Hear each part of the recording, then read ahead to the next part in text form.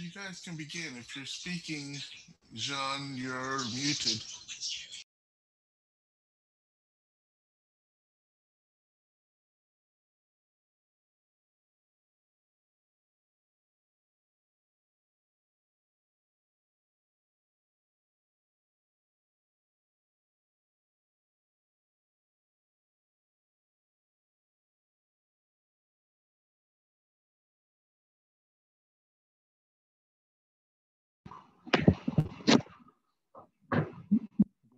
Bonjour tout le monde. Nous demandons de patienter quelques instants, le temps de donner quelques minutes aux autres participants de se connecter. Merci.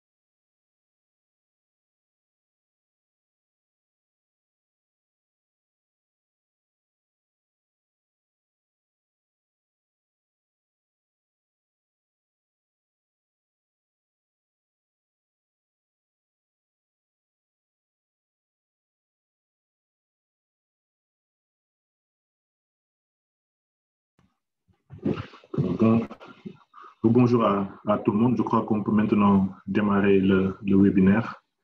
Et nous sommes honorés aujourd'hui de vous compter parmi les participants de ce webinaire. Je me présente, je m'appelle Moussa Faye, je suis le responsable régional de programme à TCI en charge du développement institutionnel et de la pérennisation.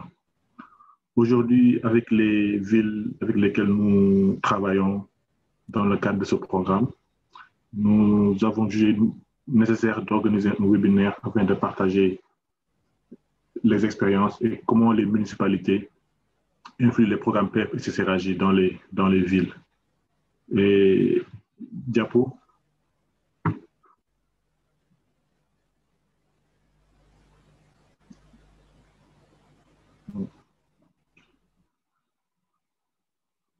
Voilà. L'objectif de ce webinaire est de mettre en évidence comment les programmes PEF et CCRAJ sont portés par les municipalités dans les villes, qui sont appuyés par TCI avec un accent sur la budgétisation, la collaboration et vraiment l'exécution des activités, tout en assurant un suivi à travers les organes qui sont mis en place au sein de chaque ville.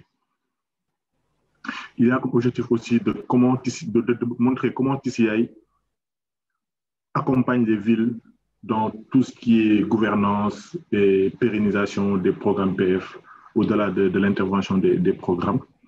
Il y a aussi ce webinaire a pour objectif vraiment d'offrir un cadre d'échange entre les différents intervenants, les acteurs, les participants de toute obédience, de discuter sur des questions permettant aux participants d'en savoir plus sur comment les villes, les municipalités influencent les programmes PF et CCRAJ.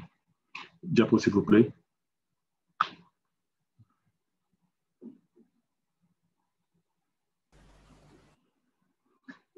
Et pour répondre à ces interrogations, animer le panel, moi, je serai le modérateur. Je me suis déjà présenté. Et autour de moi, nous avons des panélistes, à l'instar du docteur Sylvain Soubega, qui est le médecin-chef de district sanitaire de Koudougou, qui est une ville du Burkina Faso. Monsieur Jules Colli, qui est le point focal du programme TCI de la mairie de Ziguinchor, qui se trouve au Sénégal, et M. Jean-Christophe Allais, point focal et responsable financier du programme de la ville de Bouaké, point focal du programme TCI à la mairie de Bouaké en Côte d'Ivoire. Et pour vraiment réussir ce webinaire et avoir des échanges fructueux, il y a certains éléments que je vais partager avec vous afin de permettre à tout un chacun de bénéficier de cette interaction. Donc, s'il vous plaît, mettez votre micro en mode muet, à moins de souhaiter parler. Donc, il faut tout le temps vérifier si votre mode n'est pas en mode muet si vous souhaitez contribuer. Il est aussi important d'utiliser la fonction chat pour offrir et faire des commentaires et poser des questions. Et nous, au fur et à mesure, nous répondrons aux commentaires et aux questions qui seront présentés. Un registre aussi sera tenu. Le registre de vos commentaires sera tenu afin de les consulter plus tard et de vous rapporter des réponses à toutes ces interrogations. N'oublions pas qu'il s'agit d'un grand groupe, mais nous aimerions que nos webinaires soient aussi participatifs que possible. Donc, nous invitons tout un chacun à poser des questions, à interagir avec les panélistes qui sont là pour partager leur expérience et comment ils mettent en œuvre les programmes et CCRAJ. L'enregistrement de la session, nous rappelons que cette session est enregistrée et cet enregistrement sera partagé après l'appel avec les équipes du hub en particulier. Diapo, s'il vous plaît.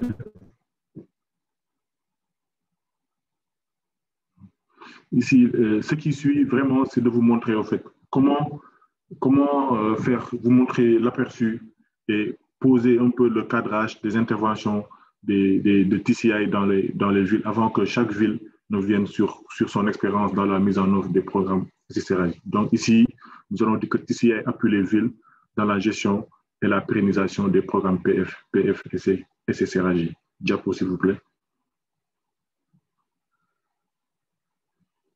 Voilà. Et le contexte en est que nous sommes actuellement, des études ont montré que d'ici 2050, nous aurons environ 70% de la population mondiale en zone urbaine. Cela montre clairement comment nous devrions vivre dans les années à venir et comment l'urbanisation galopante pourra influencer sur notre façon de vivre. Et au-delà de ça aussi, il a été noté selon les études que 469 millions de femmes en milieu urbain seront en âge de procréer. Donc, il convient de leur offrir le choix de pouvoir avoir un enfant et leur procurer un meilleur avenir et d'autres avantages, parmi lesquels nous pouvons citer par exemple la meilleure santé de la mère et de l'enfant, la performance des élèves à l'école à travers un meilleur suivi. L'enjeu aussi, c'est vraiment l'amélioration des conditions économiques des communautés à travers l'utilisation des services de planification familiale, la réduction des coûts de santé et la meilleure utilisation des infrastructures urbaines par une maîtrise de la population. Diapo, s'il vous plaît.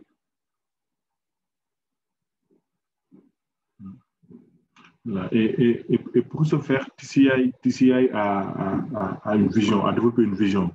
Et sa vision repose sur une approche inhabituelle.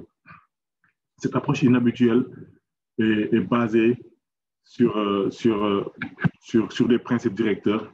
Mais avant, je vais vous rappeler les objectifs du programme TCI à travers son approche inhabituelle.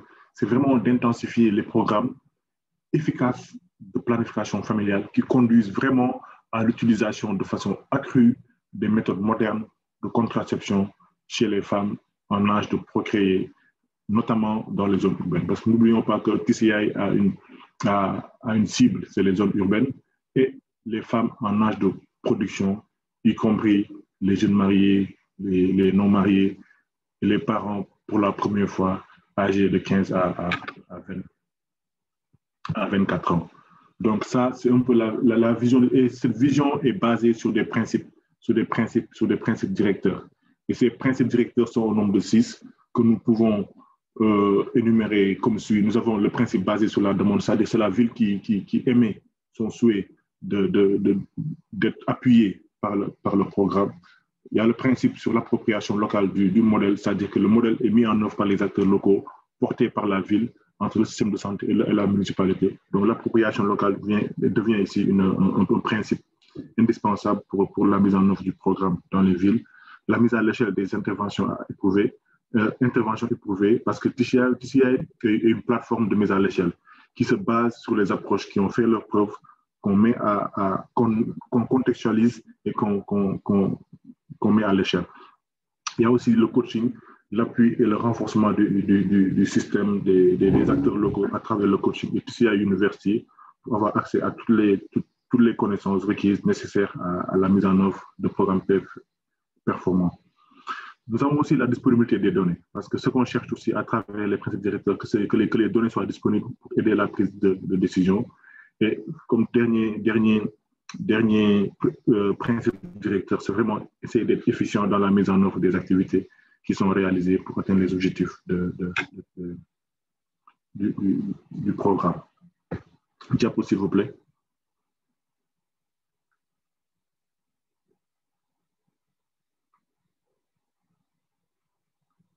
Là. Et pour ce faire, TCI a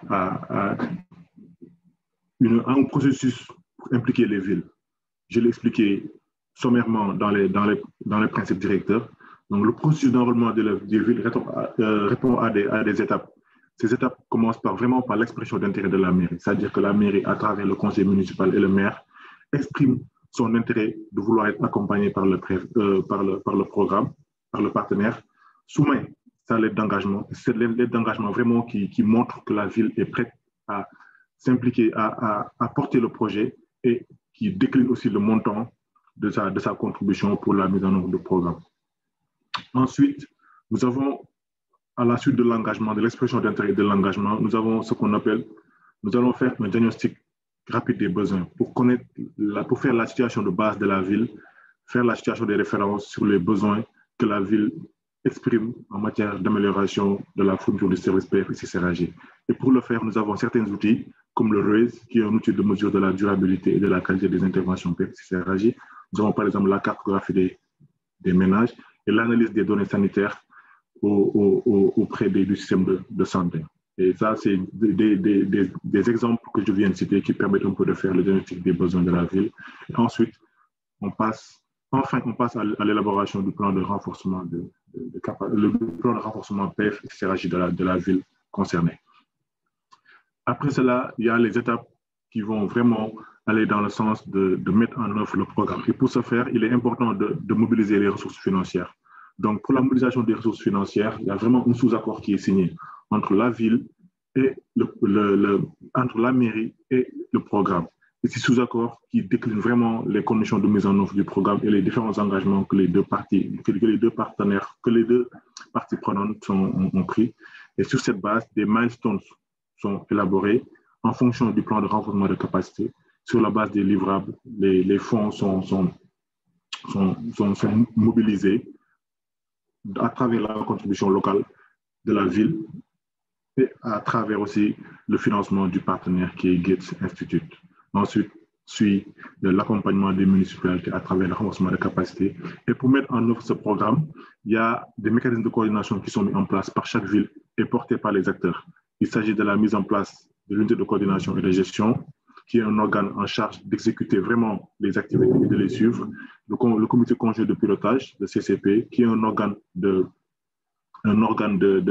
pilotage et d'orientation, de recommandation pour une bonne mise en œuvre du programme. Et le MOU, qui est un accord de partenariat signé entre la ville, entre le système de santé et la municipalité pour bien exécuter le programme. Et ce processus a permis à TCI de s'intégrer dans 5 pays du partenariat de Ouagadougou. À terme, on va être dans les 9 pays. Mais actuellement, nous sommes dans 5 pays, le Sénégal, le Niger, le Burkina Faso, le Bénin et le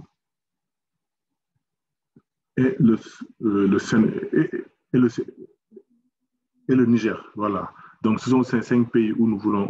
Mais à terme, il y a une extension qui est prévue pour les villes de Dakar et de Lomé. Diapo, s'il vous plaît. Et ensuite, en termes d'accompagnement des villes, TCI, dans chaque ville, développe des paquets d'activités. Et ces paquets d'activités sont répartis comme suit. Dans le diagramme, dans le tableau suivant, vous pouvez voir que les deux acteurs principaux, le système de santé et la municipalité, ont chacun, en ce qui le concerne, des missions et des rôles à jouer. Pour le système de santé, nous avons tout ce qui est programme management, coordination, utilisation des données pour la prise de décision, mise à l'échelle des pratiques et redevabilité vis-à-vis des utilisateurs des services sur la qualité et le respect des standards dans l'offre de services CRAJ. Pour la municipalité, nous avons la gestion du programme, la coordination, l'allocation des ressources, notamment la prise de décision, la redevabilité vis-à-vis de la communauté et pour vraiment montrer à la communauté l'engagement de la municipalité à travers les ressources qui sont mises à disposition et les techniques. Et TCI, dans ce cadre, a un paquet de renforcement de capacité et accompagne les villes à travers le coaching qui est déroulé, l'utilisation de TCI University, le diagnostic rapide des besoins, à travers la cartographie des différents acteurs et l'accompagnement pour l'accès aux données. Et le rôle de toutes ces parties prenantes, de ces 3 parties prenantes, se fait de façon participative avec les acteurs, que vous pourrez voir dans le tableau ici après. C'est vraiment l'implication de la communauté, du gouvernement local, des autorités locales, des religieux. Vraiment une approche holistique et participative qui permet d'intensifier et de rendre effectif l'amélioration et l'augmentation de l'utilisation accrue des méthodes de contraception moderne. Ce diagramme, ce graphique présente vraiment comment TCI fonctionne dans les villes à travers la municipalité et le système de santé. Diapo, s'il vous plaît. Et les défis et enjeux par rapport au programme, vraiment, il s'agit de l'appropriation de l'approche par les acteurs pour l'institutionnalisation et la durabilité de toutes ces interventions, parce qu'il est important que le programme puisse être institutionnalisé, porté par les institutions municipales, notamment, et le rendre durable. La prise en compte de la PFCCRJ dans la politique sanitaire de la ville, c'est la ville qui oriente un peu la politique sanitaire de la ville en charge maintenant au système de santé de le mettre en œuvre. Il y a la mobilisation des ressources financières à travers la contrepartie de la municipalité et l'utilisation des données pour la prise de décision. Ça aussi, c'est un enjeu, parce que l'enjeu aussi, c'est de permettre aux autorités, à la municipalité, au système de santé, d'utiliser les données sanitaires sur la PFCCRJ pour mieux prendre les décisions pour la planification, pour le développement local, pour la mobilisation des ressources. Donc, tel est vraiment le contexte et les éléments que TCI apporte pour accompagner les villes dans la mise en œuvre des programmes PFCCRJ. Maintenant, la suite des diapos, s'il vous plaît. Maintenant, la suite des interventions du webinaire nous permettra de voir en profondeur ce que chaque ville a pu réaliser, comment la ville met en œuvre le programme PFCCRJ. Nous allons passer à Dr Sylvain Soubaïga, qui est le médecin-chef du district sanitaire de Koudougou, pour nous montrer un peu comment, dans la ville de Koudougou, le programme PFCCRJ est mis en œuvre. Docteur Soubaïga, à vous la parole. Ok, merci bien Moussa Faye. Je profite de l'occasion pour remercier tous les participants à ce webinaire et l'intérêt aussi que vous nous avez porté en nous joignant en tout cas à cette organisation. Donc, je suis le docteur Sylvain Soubaïga, médecin-chef du district sanitaire de Koudougou. Slide.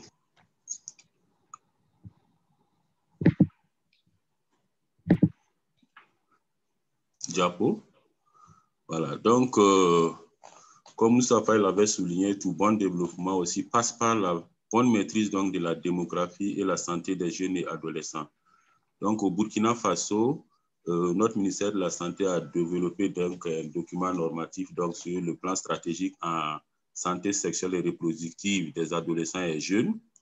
Au niveau local, nous travaillons d'habitude avec les collectivités, notamment la mairie, pour la mise en œuvre de certains programmes. Et c'est dans ce cadre que la plateforme TCI vraiment était la bienvenue, parce que notre maire, M. Mokhtar Zongo, que je profite de remercier ici, a porté depuis 2007 sur ses épaules ce projet et nous a aidé au niveau du système de santé à engranger petit à petit des résultats. Nous sommes actuellement à la deuxième année donc, de la mise en œuvre du projet au niveau de la ville de Koudougou. Slide. Diapo. Voilà. Et dans cette collaboration, il faut noter qu'il y a des moments clés qui ont marqué vraiment la mise en œuvre de ce programme.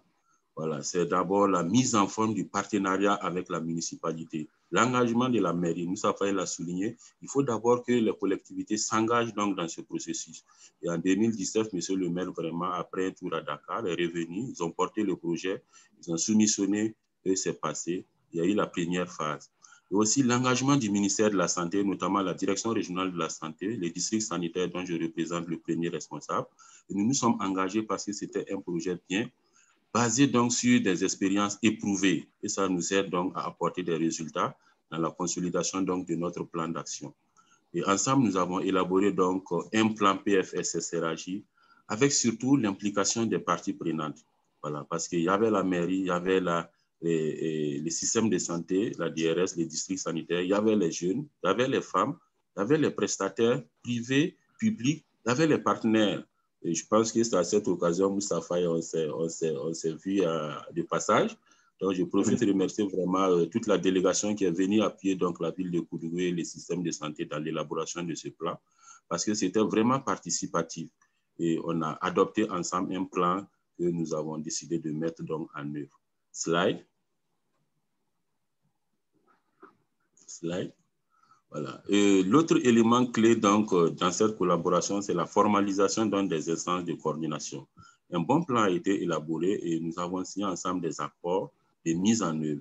Les comités donc, de conjoints donc, de pilotage aussi ont été mis en œuvre et mis en place pour permettre donc de suivre ce plan. Et à l'intérieur, nous avons l'unité de coordination et de gestion donc, du programme, où la mairie, les systèmes de santé et puis le partenaire technique et financier, à travers Intra, elles participent pour qu'ensemble, nous puissions donc dégager la vision donc, et la mise en œuvre du programme.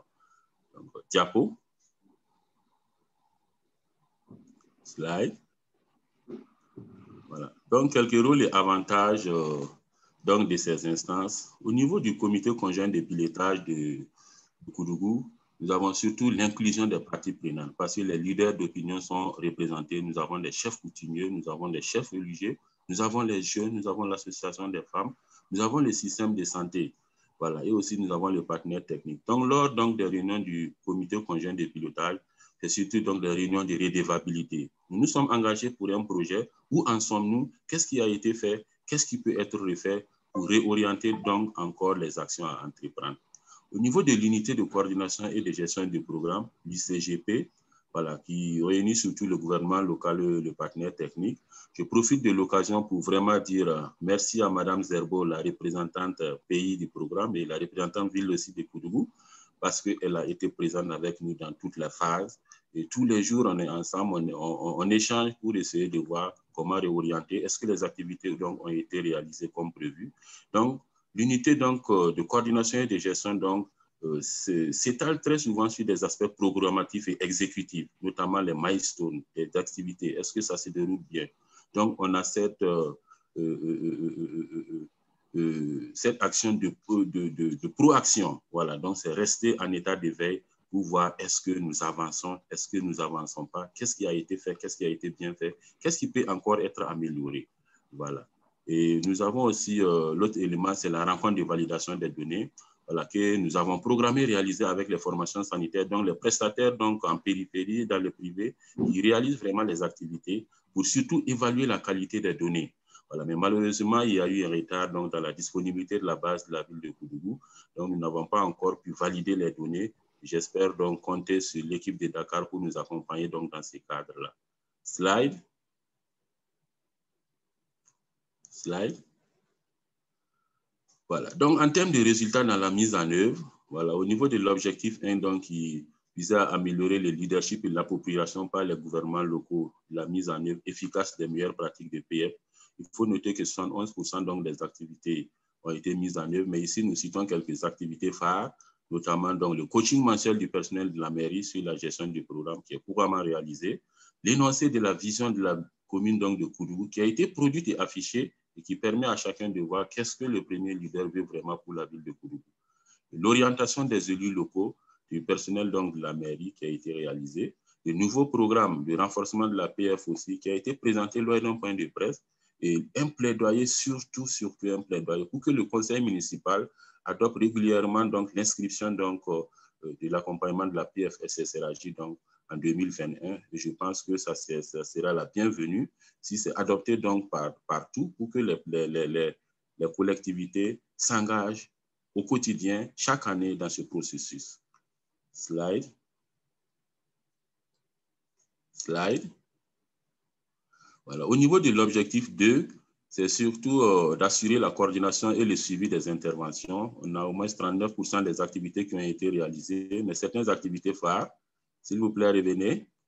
Voilà, certaines activités phares, c'est la formation donc, des prestataires, 200 prestataires donc, sur l'ISBC, les ASBC, les agents de santé à base communautaire, 106 qui ont été donc orientés. Nous avons organisé aussi 2 journées spéciales.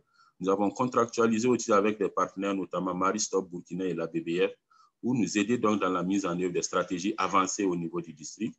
Et le coaching communautaire et du système de santé, l'occasion vraiment pour moi pour remercier une fois de plus l'équipe de Dakar qui nous a vraiment aidé avec un webinaire pour réaliser cette formation phare. Et actuellement, je vous assure que les coachs formés sur le terrain produisent donc des résultats et nous en sommes fiers. Nous avons aussi réalisé des émissions radiophoniques dans le cadre donc, de la demande et des structures privées aussi qui ont été intégrées donc, dans nos différentes formations donc, de l'ISBC. Slide. Donc, toujours dans les résultats, vous pouvez noter ici qu'avec tout ce processus de collaboration, l'évaluation du RAGE ne peut produire que des résultats, en tout cas, convaincants. Au RAGE 1, nous étions à 51%, donc un niveau de débutant, et au RAGE 2, nous passons donc à 72%, un niveau d'expansion. Donc, vraiment, c'est à dire que la collaboration au niveau du district, la mairie, se passe très bien. Et nous avons aussi noté quelques difficultés et contraintes, notamment le retard et la disponibilité donc, de l'analyse des données. Voilà, parce que la base de Koudougou a été envoyée en retard, on a saisi. Nous attendons toujours un retour pour nous accompagner donc dans l'extraction et l'analyse des données. Nous avons aussi des déprogrammations des activités planifiées, voilà, liées aux activités d'envergure nationale, parce qu'au Burkina, nous réalisons vers ces fins d'année beaucoup de campagnes. Nous avons eu 2 rounds pour la campagne poliomyélite pour des souches vaccinales. Nous avons eu 4 passages pour la chimioprévention du paludisme saisonnier qui occupent chacun au moins 3 à 4 mois comme ça. Voilà. Mais nous avons pu, pendant ces périodes aussi, réaliser des activités.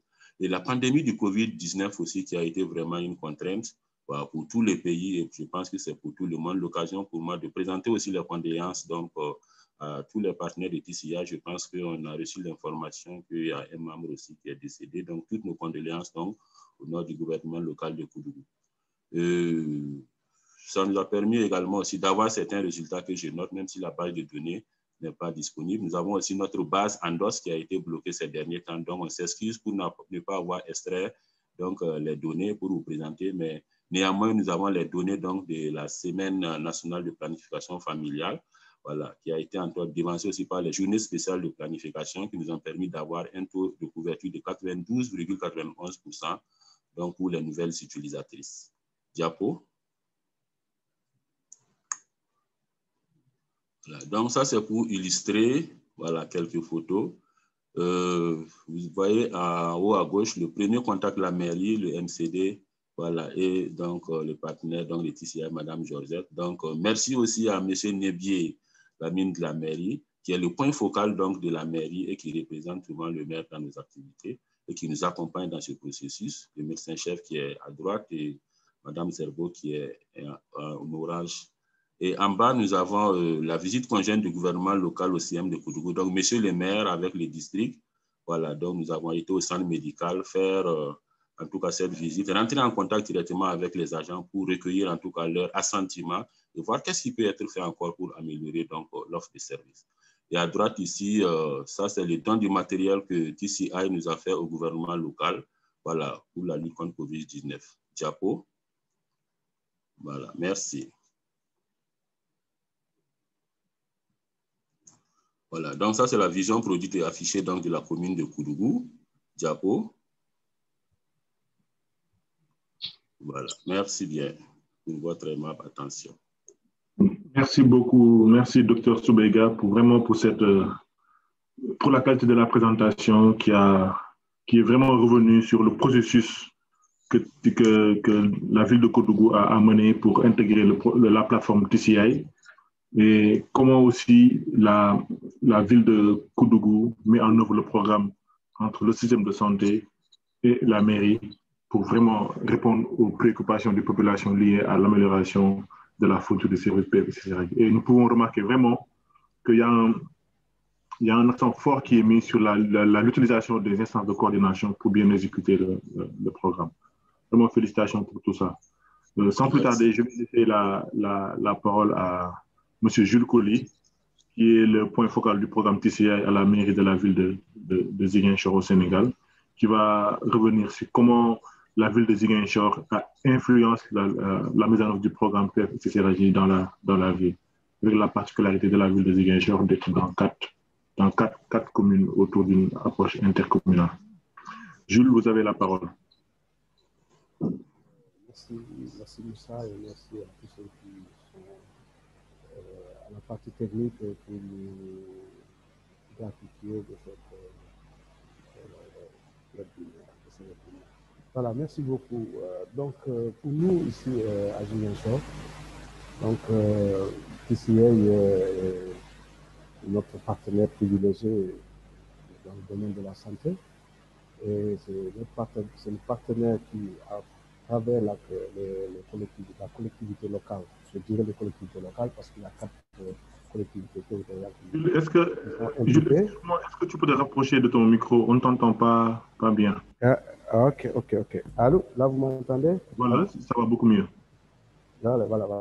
Donc, je disais que Tissier est un de nos partenaires privilégiés dans le programme planification familiale SRAJ, qui travaille étroitement avec la collectivité, avec les 4 collectivités territoriales et le système de santé. Donc, c'est le seul programme même que nous avons, qui travaille là-dessus.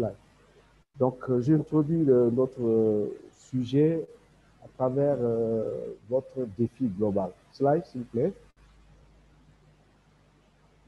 Voilà. Donc, dans le défi global de TCA, nous savons qu'il est prévu que 70% des populations seront dans des zones urbaines et que 469 millions de femmes seront en âge de procréer. Donc, c'est pour ça que nous avons introduit notre sujet sur la situation démographique de notre région, qui est composée de 3 départements. Et ces départements qui travaillent étroitement avec TCA, qui bénéficient de la zone de financement de TCA, de la collaboration. Slide.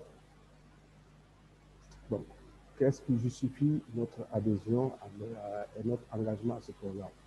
Slide. En fait, le cadre institutionnel nous donne la possibilité d'adhérer à un tel programme. Donc, comme vous le voyez, pour nous, l'acte 3 de la décentralisation donne la libre administration des collectivités locales et les participations aux affaires citoyennes. Donc, il y a le transfert de compétences, les principes fondamentaux et les modalités de transfert de compétences. Et comme la santé est une compétence transférée, donc c'est là où les collectivités locales ont basé leur engagement et justifié leur adhésion à ce programme. Slide. Allez. Voilà. Donc, si vous voyez bien, donc, le cadre juridique et institutionnel des collectivités locales donne lieu aux collectivités locales de signer des conventions avec des pays étrangers et avec des organisations internationales. Donc ça justifie de pourquoi l'engagement des communes dans ce programme. Donc nous avons la mission des collectivités locales qui doivent assurer sans discrimination les meilleures conditions de vie. Nous savons que le manque de planification familiale peut entraîner pas mal de dégâts, de conséquences néfastes pour nous, les populations très pauvres. Ouais. Donc c'est pour cela les municipalités ont adhéré librement à ce programme pour répondre aux besoins des communautés à travers la promotion de la planification familiale et de la santé sexuelle et reproductive des adolescents. Donc, pour votre information, nous sommes à au deuxième sous-accord. Le premier, c'était avec les 3 collectivités locales. Aujourd'hui, comme le programme marche très bien, il y a une autre collectivité locale qui a été enrôlée pour la deuxième phase. Slide. Voilà. Donc, nous l'avons dit précédemment avec tout le monde. Donc, je pense que le processus d'adhésion est le même. Donc, nous avons soumissionné à la demande d'expression d'intérêt. Notre maire qui a porté le programme a fait une lettre d'engagement en enrôlant les autres communes. Donc, puis, elle est passée à l'élaboration d'un plan d'action avec les districts de santé et la région médicale. Donc, ce plan d'action a été vraiment élaboré. C'était vraiment un début de collaboration entre la collectivité territoriale et les systèmes de santé. Slide. Voilà. Donc, comment nous mettons en œuvre ce programme? Donc, tout étant fait depuis le début. Donc, il y avait l'adhésion de tout un chacun, les collectivités locales, le système de santé à travers la région médicale et les districts de santé. Donc, nous avons commencé la mise en œuvre du programme avec l'appui de TCA. Donc, les collectivités locales se sont données eux-mêmes ont mis à la disposition du programme des ressources humaines et matérielles. Donc, moi-même qui parle, donc je suis de la collectivité locale, un employé de la collectivité locale, mais j'ai mis à la disposition de ce programme. Donc, en termes de matériel, nous savons que nous faisons toujours les rencontres au niveau des salles de réunion au niveau de la mairie. Et au niveau en fait, l'autre engagement qui est l'engagement le plus sincère, fort des collectivités locales, c'est l'acceptation de leurs contributions locales. Parce que nous savons tous qu'avec le guichet unique des collectivités locales, c'est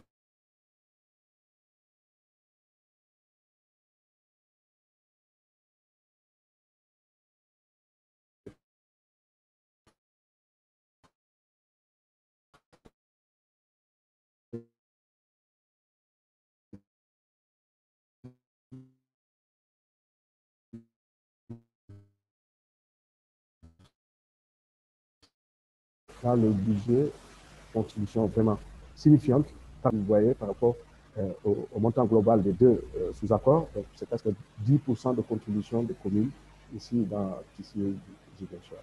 Slide. Voilà. Donc, en termes d'organisation, l'autre côté, c'était en termes d'engagement. Là, c'est en termes d'organisation.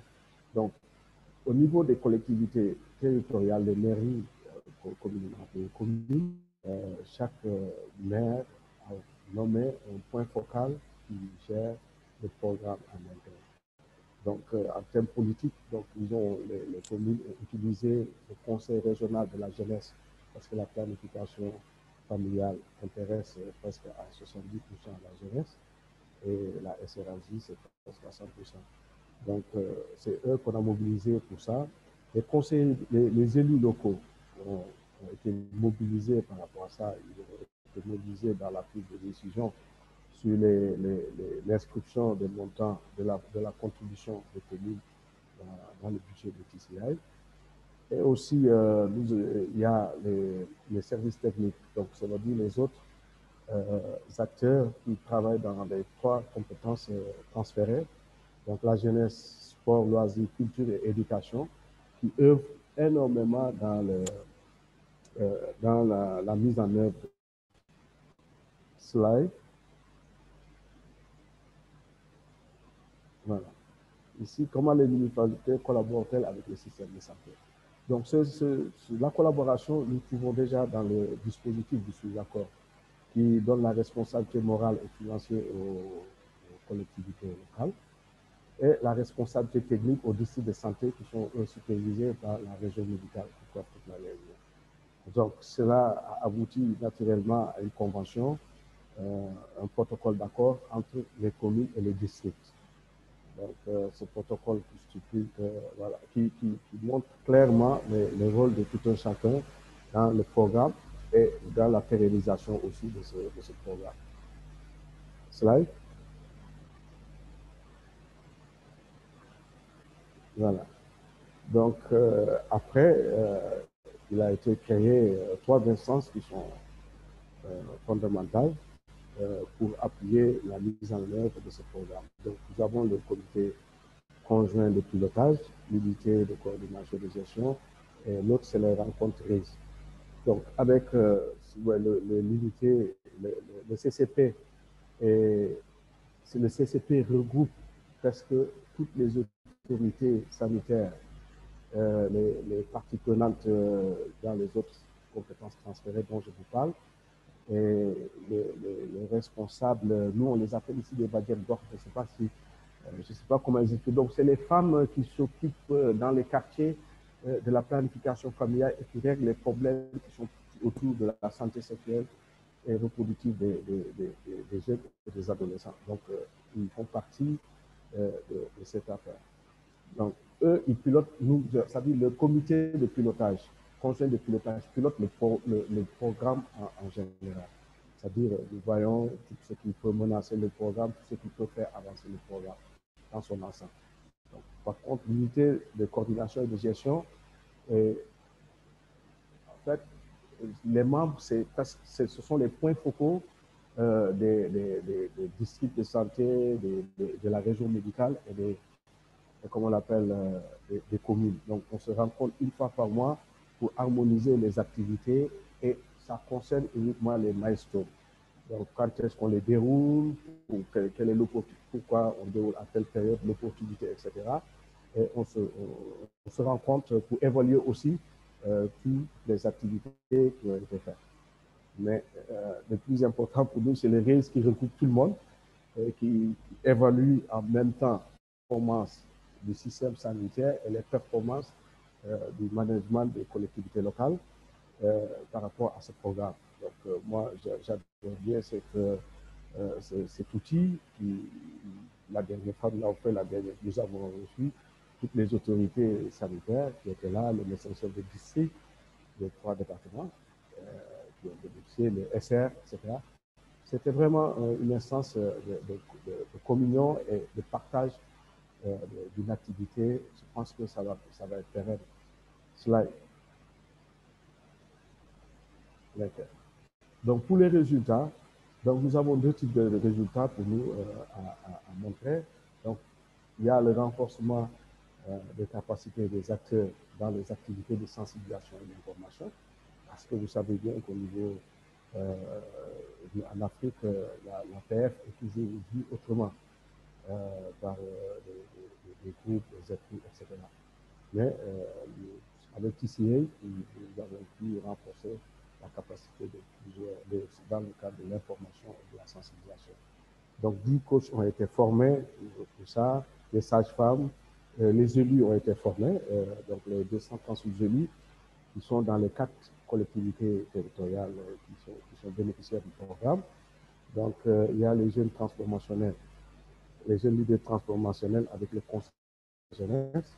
Donc, 25 jeunes ont été formés et des leçons de vie au niveau des écoles sur la SRAJ. Slide. Donc, ça, le deuxième résultat, c'est les résultats sur les indicateurs de la planification familiale.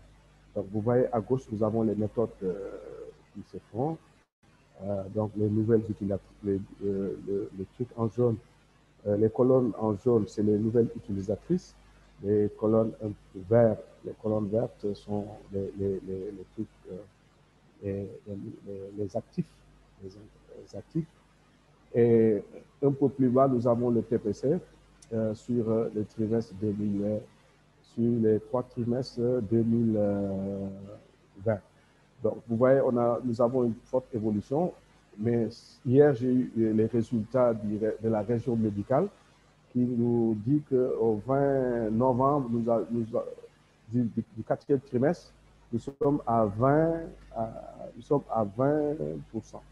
20,40%. Mais avant TCA, ça, il faut que je vous le dise, donc la situation de référence avant TCA, en 2018, le TPC était à 12%. Donc ça, comme je vous l'ai dit, c'est les sources de la région médicale qui collectent toutes les informations du district et les capitalisent dans des documents que nous avons toujours dans les instances de RAISE. Slide. Voilà. Donc, je vous remercie pour votre attention.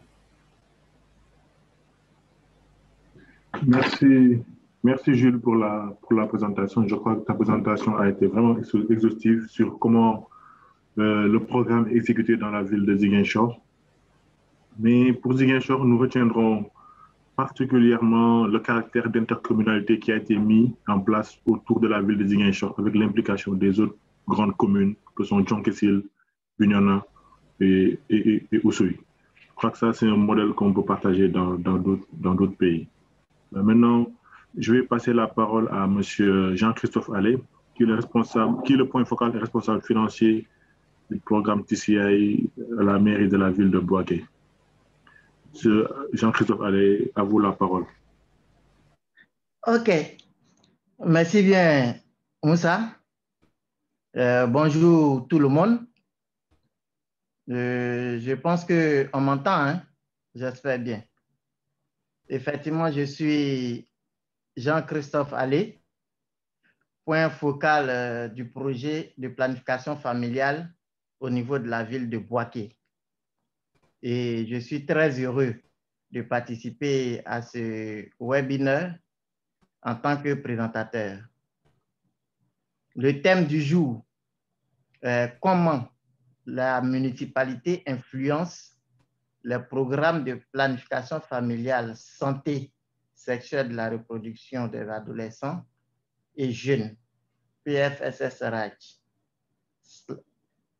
Diapo. OK. En introduction, je voudrais bien faire savoir que Bouaké est la deuxième grande ville de Côte d'Ivoire après celle d'Abidjan, avec une population de plus d'1,5 million habitants, et ce nombre ne cesse d'augmenter. Après une décennie de léthargie due aux nombreuses crises sociopolitiques qu'a connues la ville de Bouaké, celle-ci renoue avec la joie de vivre et profite pleinement de l'embellie qui fait jour.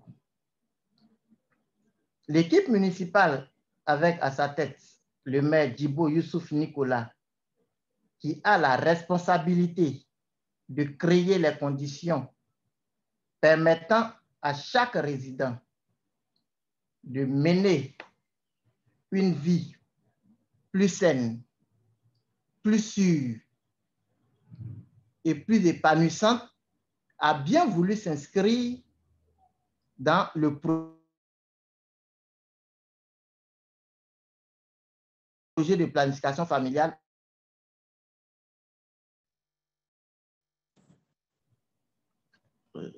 au profit de la population.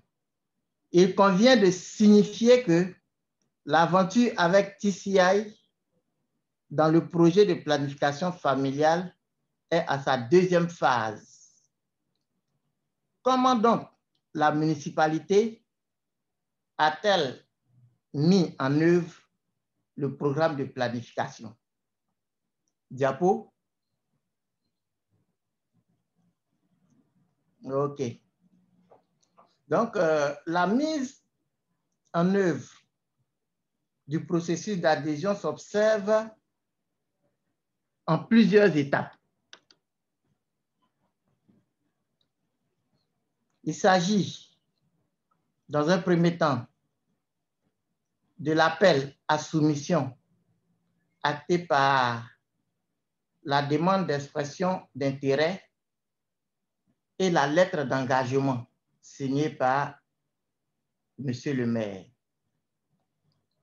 Puis, il y a la signature des sous-accords et l'approbation de l'accord par la tutelle, la DGDDL, attendue par la Direction générale de la décentralisation, du développement et de la décentralisation locale.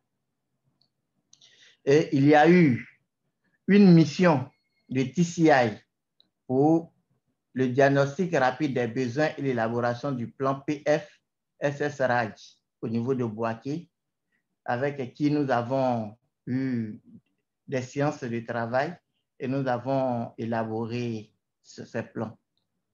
Et il y a la prise en compte budgétaire de la contribution de la mairie. Je tiens à signaler que la première phase, nous étions à une contribution de 18 millions, c'est-à-dire en espèces et en nature. Et la deuxième phase, nous sommes à hauteur de 28 millions. Nous avons la mise en place des cadres de coordination pour une institutionnalisation et une durabilité du programme.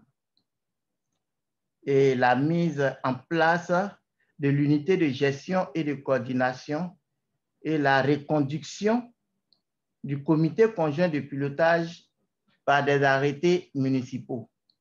Il faut dire que dans la première phase, on n'avait pas une unité de coordination et de gestion.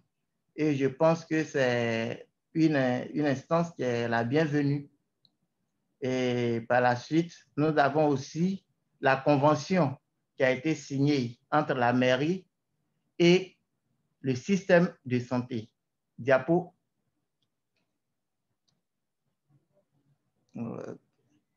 Il faut dire que la mise en œuvre du programme se fait en 2 étapes. Il y a d'abord l'approche.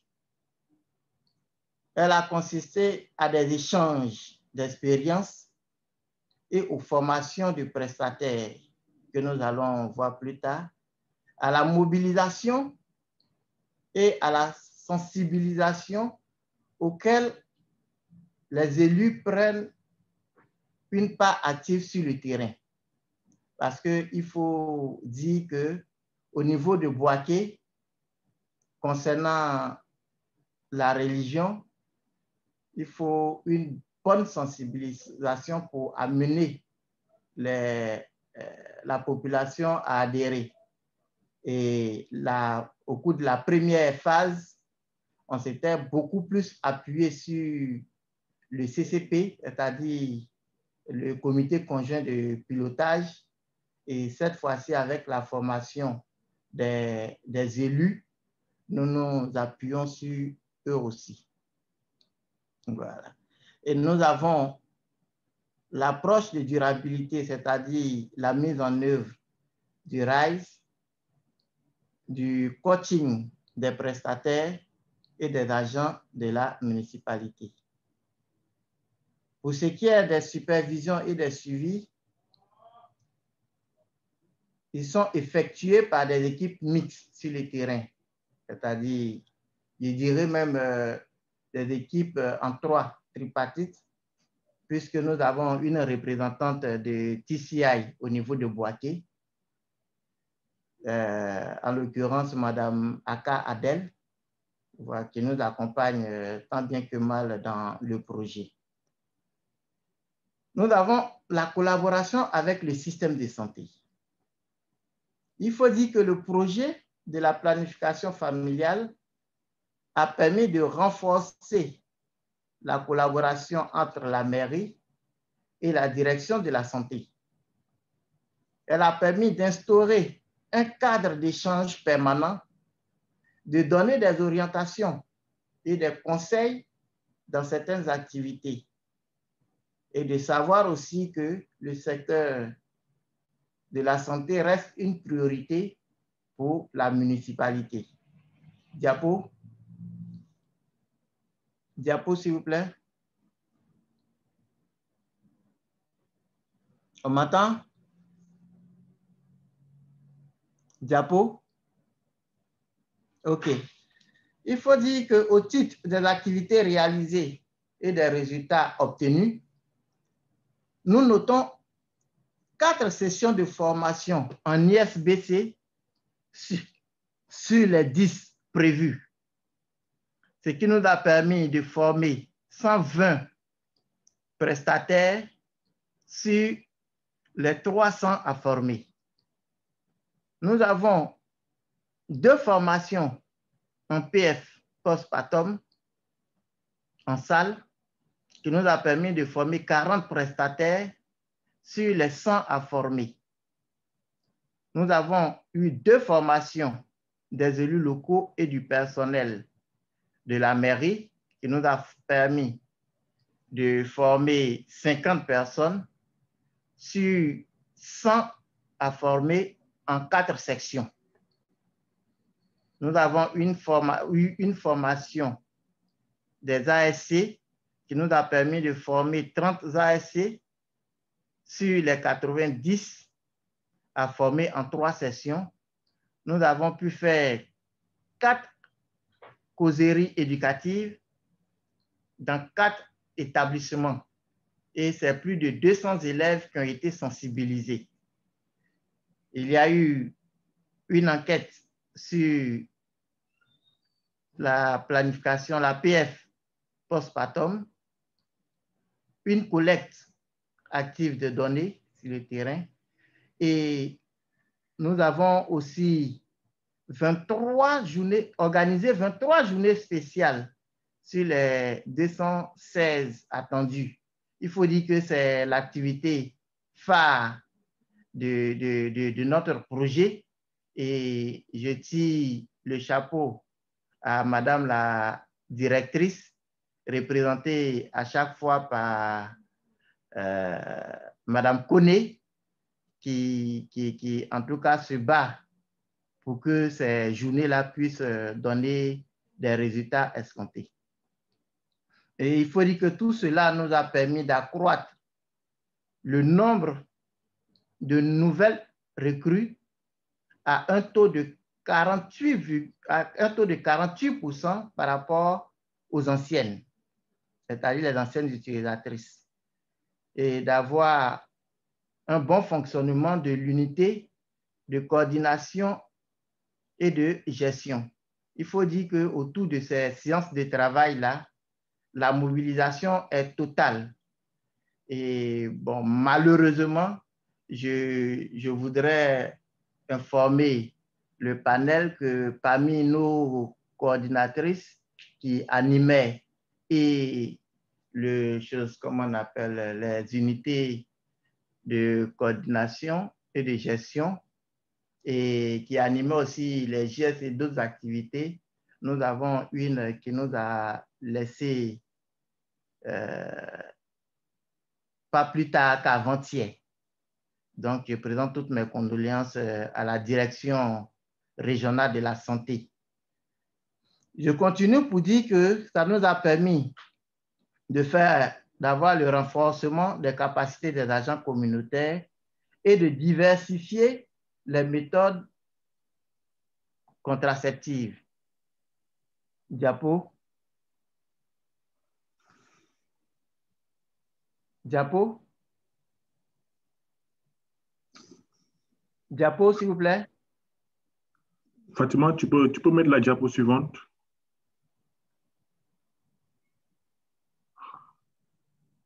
Un matin. Allô, Fatima? Fatima? Allô? Okay. On a fini avec les activités, les résultats. Nous sommes à la conclusion, voilà. En conclusion, il faut dire que le projet de planification familiale cofinancé par TCI et la mairie, co-géré aussi par la mairie et la direction de la santé, a permis d'accroître au mieux le taux de prévalence contraceptive d'environ 10% dans la région et d'augmenter le nombre de nouvelles utilisatrices, soit 487 nouvelles utilisatrices sur 1300 enregistrées entre le mois de juillet et septembre. Il faut dire que la planification familiale a favorisé la diversification des méthodes. Aujourd'hui, nos populations connaissent ce que c'est que les méthodes de longue durée et cela est aussi utilisé par les adolescents. Comme je l'ai dit, nous avons le bon fonctionnement de l'unité de coordination et de gestion qui nous permet de faire des programmations d'activités du mois, de partager les informations, de déterminer la prochaine date de la séance.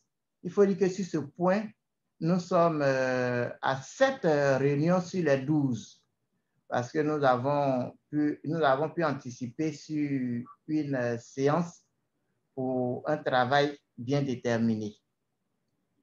Nous avons le renforcement des capacités des agents communautaires. Tout cela grâce à un personnel vraiment dynamique, disponible, courtois et qualifié. Mais néanmoins, quelques difficultés et faiblesses sont à relever dans l'exécution. Au niveau des journées spéciales, pour ce qui est de la deuxième phase, il n'y a pas d'objectif fixé concernant les utilisatrices comme c'était le cas à la première phase. Monsieur Allais, vous pouvez aller plus vite, le temps nous est rappelé là. Okay. Reste peu de temps. Voilà. Il y a aussi, comme je le disais concernant les difficultés, les faiblesses, il y a le temps d'exécution. Aujourd'hui, le temps est très court, vu que nous avons traversé une période de pandémie à coronavirus et notre pays a connu des élections. Nous observons aussi de temps à autre des ruptures d'intrants, à savoir les contraceptifs qui nous étaient fournis gratuitement. Et un point qui est essentiel quand même, la non prise en compte du volet, du volet pratique dans la formation en PS postpartum. Parce qu'il y a un volet théorique et il y a un volet pratique. Cela n'est pas pris en compte. Et enfin, nous avons les primes de prestataires qui sont jugées insuffisantes. Diapo, pour peut-être terminer. Diapo pour terminer.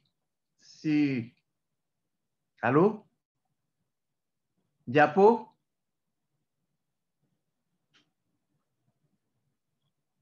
OK. Donc, ce sont des photos pour illustrer un peu les activités. La première photo, c'est une séance d'unité de coordination et de gestion présidée par Madame le maire. Les deux autres, sont des causeries éducatives que nous avons organisées. Et la dame qui est en violet devant, c'est Madame Kone qui organise qui pilote pratiquement les activités. Ok, au passage, je dis merci. En tout cas, merci pour votre aimable attention. Voilà. Merci, M. Allé, pour la présentation. Et vraiment, cette présentation démontre que la ville de Boaké maîtrise bien le processus de mise en œuvre des activités du plan de renforcement PF et CCRAJ. Et vous êtes vraiment revenu sur le processus, les activités qui sont réalisées et ce que la mise en œuvre du programme a permis de changer dans sa coordination et dans la mise en œuvre. Donc, vraiment, je félicite tous les panélistes qui ont eu à présenter qui ont eu à faire des présentations de qualité. Maintenant, on a eu quelques questions que nous allons essayer de répondre, qui sont adressées aux panélistes principalement. Maintenant, je vais demander aux panélistes de noter les questions que je vais lire. Après, tour à tour, chacun d'entre vous va essayer de répondre aux questions qui lui sont adressées. Donc, la première question, c'est adressée au Sénégal, à Ziguinchor. C'est pour demander, en fait, il y a M. Ernest Konkombo qui demande comment l'expérience des autres pays, notamment la Côte d'Ivoire et le Sénégal, en rapport avec la gestion des centres jeunes et le niveau d'engagement des municipalités. Il veut savoir, en fait, quel est le niveau d'engagement des municipalités dans la gestion des centres ados et des centres jeunes. Ça, c'est la première question qui est adressée au Sénégal. La deuxième question, c'est adressée à Dr Soubaïga. Il demande dans quelle mesure vous avez pu travailler avec les structures gouvernementales existantes et combien ont-ils dû créer de nouveaux mécanismes de coordination comme le CCP. Il demande est-ce que il y a de nouvelles structures qui ont été créées à travers les CCP? Est-ce que vous avez travaillé avec les structures gouvernementales existantes? Si des nouveaux mécanismes sont créés? Voilà, c'est la question qui a été posée par ce participant. Il y a une autre question qui est adressée à M. Colli, qui, selon lui, quels sont les défis pour le CCP? Est-ce que tu vois des moyens de renforcer davantage le CCP afin qu'il devienne plus efficace? Voilà, donc, c'est un peu la question qui est posée à M. Colli. Donc, voilà. Il y a une question de M. Firmin, de Firmin Nakoulman du UP, qui demande à la Côte d'Ivoire, à M. Allé, qu'est-ce qui est fait pour juguler les ruptures de stock de contraceptifs? Parce que M. Allé tantôt a a dit qu'il y a des ruptures de stock parfois qui sont notées par rapport aux produits contraceptifs. Qu'est-ce qui est fait pour juguler ces ruptures? Voilà. Dans le chat box aussi, nous avons des commentaires et des questions. Vanessa a demandé à M. Allais, que peut-on faire pour fixer les objectifs des journées spéciales pour Bouaké? Voilà. Tout à l'heure, dans votre présentation, vous avez dit que les objectifs pour les journées spéciales ne sont pas fixés. Maintenant, qu'est-ce qu'il faut faire pour vraiment qu'on fixe les objectifs? Et ça, cette question, peut-être, elle peut être adressée à tous les panélistes. De quoi êtes-vous le plus fier du projet jusqu'à ce jour? Ça, cette question, je crois que chacun d'entre vous peut y répondre. Voilà. Donc, voilà en ramasser un peu les interrogations les questions qui ont été posées par les participants. Donc, maintenant, la parole est à Monsieur Soubeiga. On peut répondre aux interrogations. Moussa? Oui. Oui, alors juste le temps de laisser les panélistes de préparer leurs réponses aux questions. Il y a M. Moïse Techi qui a soulevé la main. Il serait peut-être mieux de le prendre et de voir s'il a une question comme ça, c'est pris en compte. Je rappelle aussi qu'on a 5 minutes de plus, donc c'est juste pour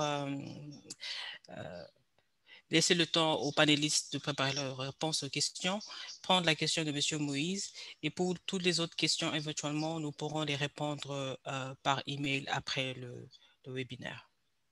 OK. Donc, Jeff, could you open Moise's mic so he could ask his question, please? Thank you.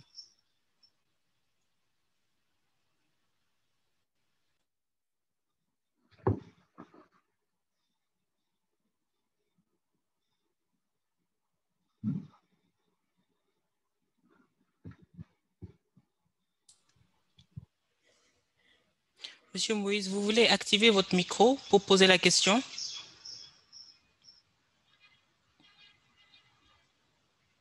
Ou alors vous le mettez en chat par écrit. Je vois que Madame Bamba aussi veut poser une question. Madame Bamba, en attendant que Monsieur Moïse vous poser la question. Madame Bamba, vous pouvez ouvrir votre micro et poser la question directement.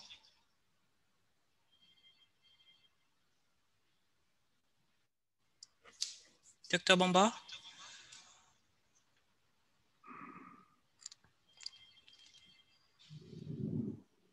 Bon, je crois que le Dr Bamba, elle a écrit sa question en chat box. Elle demande au fait si au Sénégal et au Burkina Faso, il existe des ONG intervenant dans le domaine de la paix et CCRAJ. Si oui, comment faire la part des données?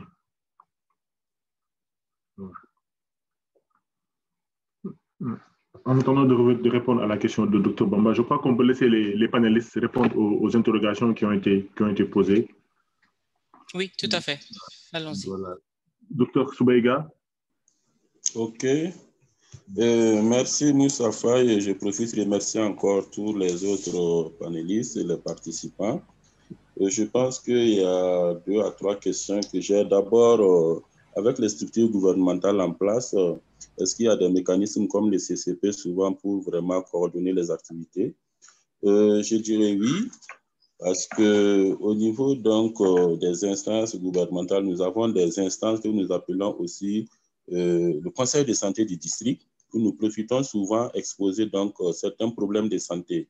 Et quand ça concerne la santé spécifique de la mère et de l'enfant, la planification familiale, on les expose. Il y a aussi des rencontres bilan après les semaines nationales de planification familiale que nous organisons donc avec les prestataires de soins et les acteurs privés, partenaires techniques qui nous accompagnent pour présenter donc la situation donc de la santé de la mère et de l'enfant. Au niveau de la DRS aussi, nous avons des instances techniques où nous profitons aussi échanger donc de ces aspects spécifiques donc à la mère et l'enfant, notamment les audits de décès et aussi la planification familiale.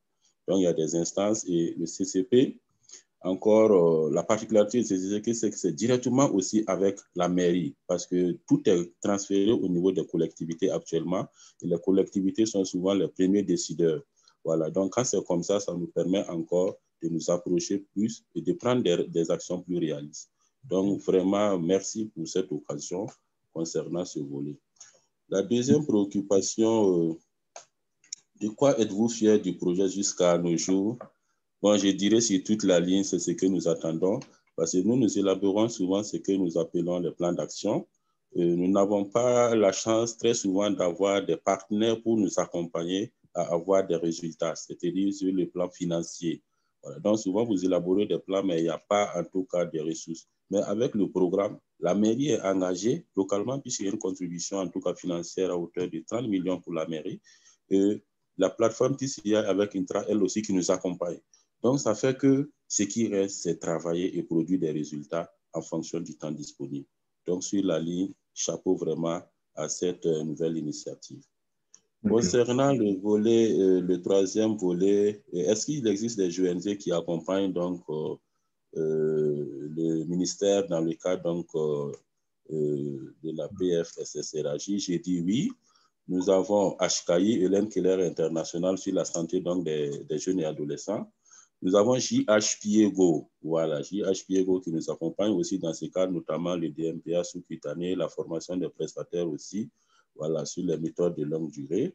Nous avons aussi un autre projet PEPS qui est un consortium, voilà, qui intervient aussi sur la délégation des tâches au niveau donc des formations, des agents de première ligne. Voilà. Donc, l'autre volet, est-ce qu'on peut faire la part des choses entre qui a contribué à atteindre tel résultat? Je dirais que c'est difficile parce que c'est le résultat que nous recherchons. Et vous connaissez bien qu'en matière de la santé et de la santé durable, c'est surtout produire en tout cas les intrants et rendre disponibles les intrants et évaluer après donc les résultats à moyen, court ou long terme. Donc, c'est les résultats à court ou moyen, court ou long terme qui peuvent nous dire est-ce que tout vraiment nous a aidé à impacter pour avoir des résultats de qualité. Donc, c'est ce que je peux dire. S'il y a des aspects qui ne sont pas compréhensibles, je peux revenir dessus. Merci beaucoup. Et merci, docteur Soubega, pour ces réponses. Maintenant, nous allons laisser Jules Colli répondre aux interpellations qui ont été faites à son encontre. Jules? Oui, voilà, j'active le micro et mon truc. Voilà, donc, en ce qui concerne la question de Mme Bamba, si au Sénégal, il existe des ONG intervenant dans le domaine de la planification. Je sais que le TCA travaille avec ENDA Santé et Maristop. Donc, il travaille là-dessus. Donc, en tant que collectivité, nous regroupons un peu les données que nous avons sur les activités, mais pour les résultats, c'est la région médicale. Donc, c'est le district et la région médicale selon l'organigramme de la santé. Donc, les résultats. Donc, ils traquent les résultats avec le DH.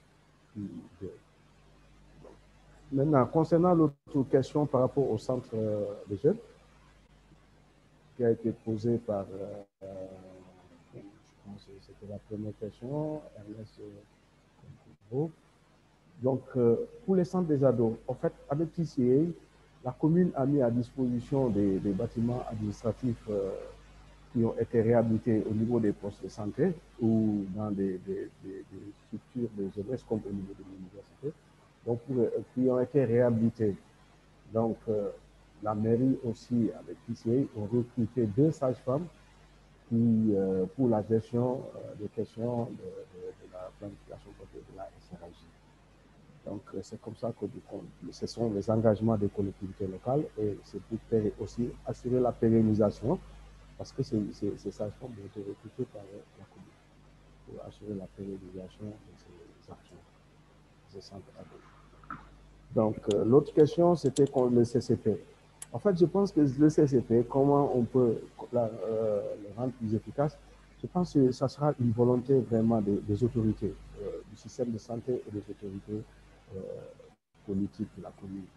Donc, nous sommes des techniciens, nous conseillons vraiment les collectivités locales à aller vers la santé qui est tellement difficile d'entrer, Or, c'est la santé qui devait venir les collectivités locales.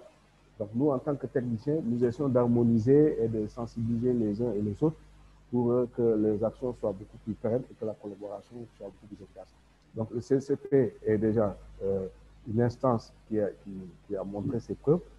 Il suffit que les autorités des deux camps s'accordent à pérenniser ça. Et c'est parti. Hein. C'est parti parce que le reste, c'est plutôt des techniciens qui sont là, qui ne font que conseiller.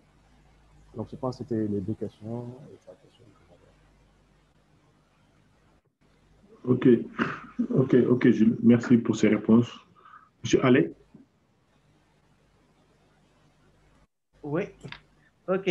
Donc, il y a eu deux questions qui m'ont été adressées, à savoir qu'est-ce que nous faisons pour résoudre les ruptures de stock de contraceptifs. Comme je l'ai si bien dit, c'était des intrants, des produits qui nous étaient donnés gratuitement par le ministère. Et aujourd'hui, le budget qui est affecté effectivement à cette ligne-là, elle est insuffisante. Mais nous sommes engagés aujourd'hui à payer effectivement avec le privé ces contraceptifs-là. Nous le payons, mais le budget sur lequel nous le payons est vraiment insuffisant. Ce que nous avons voulu demander, je pense que Mme Aka l'a déjà fait, c'était, on a adressé un courrier effectivement à la direction TCI pour qu'ils voient dans quelle mesure ils peuvent nous accompagner dans la demande de ces intrants-là au niveau du ministère. Parce que nous en avons donné un stock qui est déjà fini et aujourd'hui, nous sommes amenés encore à payer avec le privé.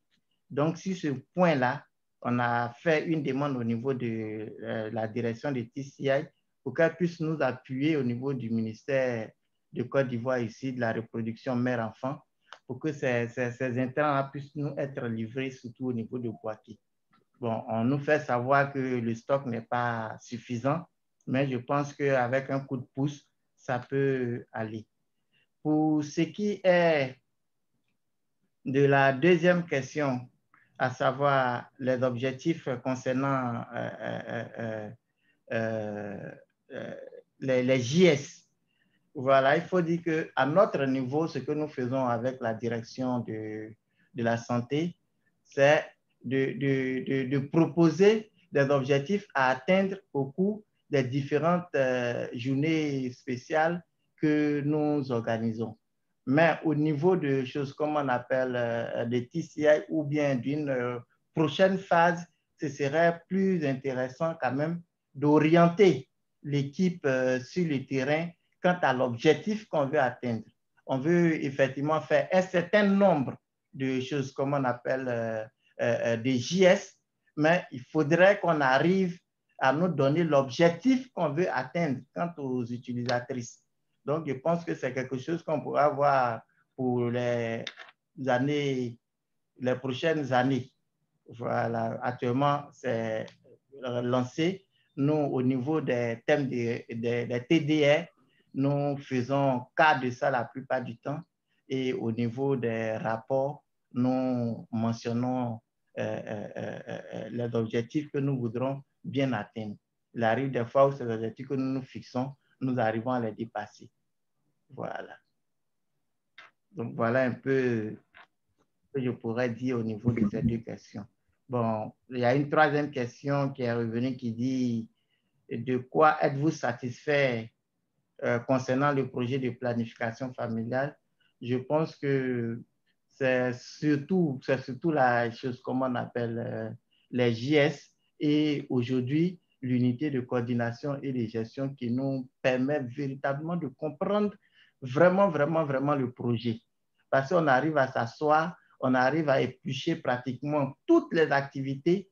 On sent on se rend compte qu'il y a certaines activités qui sont choses comme on appelle mensuelles, qui sont trimestrielles, ainsi de suite. Ce qu'on ne maîtrisait pas avant. Et on sait exactement comment peut-être orienter nos programmations. Aujourd'hui, on ne se lève plus pour attendre, comme les années passées, la direction régionale de la santé pour venir vous dire, bon, on va programmer tant, on va programmer tant, on va programmer tant. Aujourd'hui, c'est une équipe, cette équipe-là, qui se met en place et qui fait une programmation. Et je tire vraiment le chapeau à cette initiative-là. Voilà. Ok, merci. Merci Ale pour les réponses. Je crois que vous l'avez dit, la mise en place de l'unité de coordination et de gestion est vraiment un mécanisme qui a un peu révolutionné, bien changé un peu la mise en œuvre du programme dans les villes entre les 2 années qui se sont écoulées dans la vie du programme. Je crois que le panel tire à sa fin. Et les différentes présentations vraiment ont permis de revenir un peu sur le contexte d'intervention du programme TCI dans les différentes villes. Comment TCI fait pour enrôler les villes dans la plateforme et les intégrer dans la plateforme avec les différentes activités de renforcement de capacité que le programme offre aux villes pour leur permettre de prendre en charge et de dérouler le programme à leur propre compte avec un aspect fort de durabilité et de pérennisation à travers les cadres de coordination qui sont mis en place. Et les différentes interventions ont vraiment démontré que les municipalités, à ce stade de la mise en œuvre du programme, comprennent et portent l'exécution des activités. Donc, nous, en tant que partenaires TCI, tout ce que nous pouvons vraiment, c'est de nous réjouir de ce portage institutionnel et de cette appropriation locale du modèle, qui est un des principes phares du programme. Et les activités réalisées aussi ont permis de revenir sur le caractère fondé et l'utilité d'avoir mis ces cadres et ces instances de gouvernance à dérouler par les municipalités. Donc, sur ce, nous remercions vraiment tous les participants de leur présence, remercier les panélistes qui ont vraiment donné le meilleur d'eux-mêmes pour présenter d'abord ce qui a été fait dans toutes les villes et de répondre généreusement aux questions qui ont été posées. Et au nom de la directrice, nous présentons nos condoléances à la direction régionale de la santé de Bouaké suite au rappel à Dieu de la coordinatrice SR du district sanitaire de Bouaké Sud, qui est nos coach du programme et qui s'est toujours donné pour la réussite des activités du programme. Nous vous remercions vraiment de votre aimable attention et espérons vous retrouver prochainement dans les prochains webinaires que le programme aura à organiser. Nous remercions aussi Fatima Sow pour la coordination et la mise en œuvre de toute cette logistique qui a permis la réussite de ce webinaire. Merci à tout le monde et à bientôt. Ciao. Ciao. Merci.